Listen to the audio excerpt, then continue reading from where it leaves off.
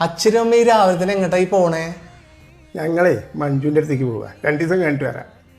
ഓ നിങ്ങളില്ലെങ്കിൽ ഇവിടെ ബോറടി തന്നെയാണ്. പറ്റിച്ച നാളെ തന്നെ വരാം ഞങ്ങൾ കേട്ടോ. അത് വേണ്ട, 2 ദിവസം നിന്നിട്ട് വന്നാ മതി കേട്ടോ.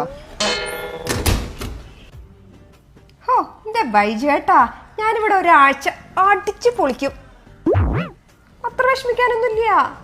എന്നൊരു പണി, നീ ഉച്ചയ്ക്ക് പിസ്സ ഓർഡർ ചെയ്യും. അത് പറ്റും.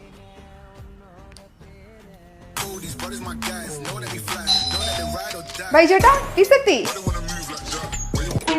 അതെ, ട്രെയിൻ മിസ്സായി, നീ ഞങ്ങൾ പോണില്ല.